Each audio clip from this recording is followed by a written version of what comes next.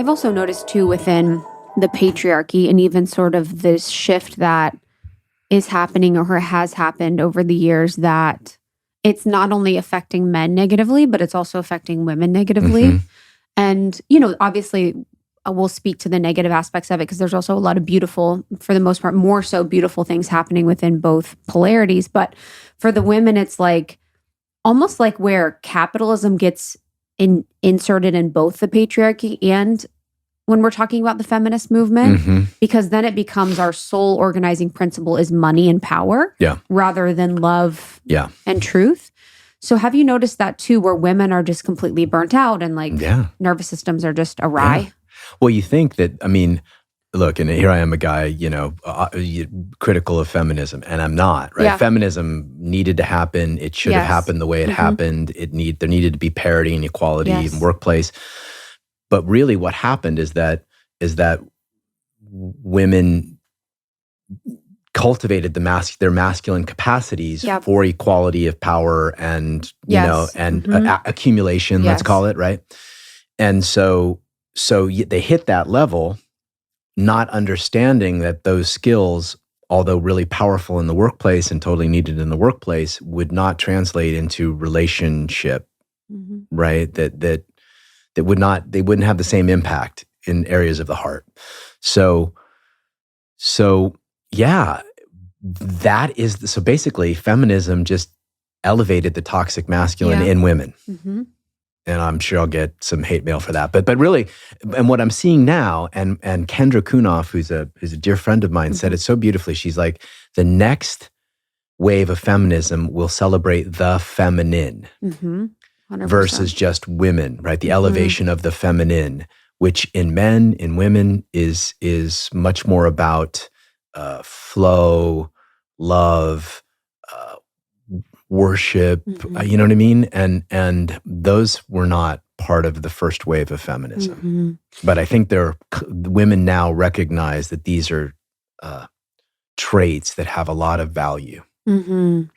Yeah, and I want to acknowledge I could even sense that fear, and that's what's hard in these situations when you kind of are around topics like that, where you're like, there's a supercharged conversation about this, and I'm a person that, from the perception, believes that I should not be talking about this, but it's related to all of us, and I've seen it within the community and just sort of observed that it's caused women to be just completely out of their bodies and unhappy. Yeah. And, the solution isn't for every single woman to be someone that's going to stay at home, barefoot, have kids, but the solution is to be in a more balanced state where it's more about, where we're not applying the principles of toxic masculinity where it's like power, CEO, burning the stake at both ends, where it's not 80-hour work weeks. 100%. Yeah, sure.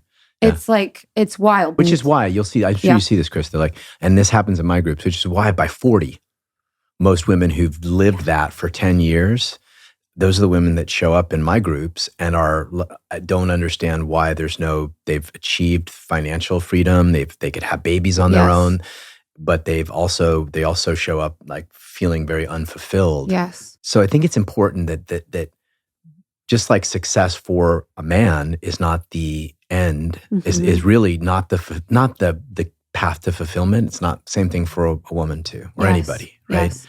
So ultimately, we keep coming back to this idea of like, what are the traits that create real fulfillment?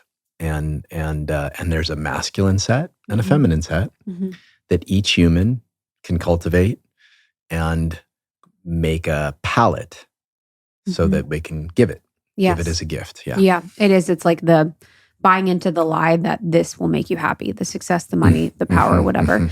Just on the point of the 40-year-old woman or like people in the space where you're kind of on that track where you've bought into that idea of what success is, and then you're sort of looking around like, I haven't been able to have a nourishing relationship with a man. I haven't been able to feel ravished. I haven't been able to feel that nervous system comfort with being in the masculine. Yeah. But what happens, I'll see a lot of times too is, and I'm curious if this is true or not, a lot of women will say like, oh, they're intimidated by you. Like men are intimidated by you. Men are, intimidated of your success, intimidated of whatever. And I think there's truth to that too. But like, what do you think? But then there's also not truth to that. So what do you think about that statement or that situation when that comes up? That men are intimidated? Yes. Well, I think it just depends on what their, if they're in the workplace, just like, power exists in the reverse, right? So if you have a very powerful CEO who's a woman and there's one of her subordinates is a man and she's really intense and powerful in her position, he might be intimidated by her in the workplace. I don't know if that translates totally towards relational field. I think it's different in the relational field. What more often happens, I'm just digging my own grave here. That's what I like to do. I like to make people like... More often happens is that there's a repulsion. Of course. Yeah. So if he is masculine, if he is masculine, right? And this could be in a same-sex relationship, right? If he is masculine and she's bringing a toxic masculine from the workplace to the home, he will not... There's no polarity. It's basically two alphas kind of fighting for position, so to speak, which is what I see a lot. It's also her, and not even to hate on it, but it's like being inauthentic to herself in her own essence. And that's, from my perspective, really what it is. It's like if you're inauthentic to what's true for you, then it's going to be, there's not going to be a match. Well, and this is what, your generation, right? I'm sure you guys see this all the time, but your generation is kind of moving in the right direction, like moving in the direction of, okay, let's take what's been successful in terms of entrepreneurship and creativity and power and structure and all that. And then let's add this other realm of intuitive beauty and radiance and, and let's add these things, intuition, and let's now cultivate a new generation of success with this kind of deeper understanding of what success really means. For men, what I'm seeing now is they spent the last 50 years learning how to express themselves, how to go into the woods and play the drums and how to be fully expressed and how to flow. And they spent the last 50 so years doing that. And they're realizing like, whoa, wait a minute, that also repulses her if I'm too far in flow. Flow boys, fuck boys. You get you see it all the time. That'll repulse her. So I need to add depth. So I think there's this recalibration happening on both sides that's very healthy and hopefully gonna help people relate more fully.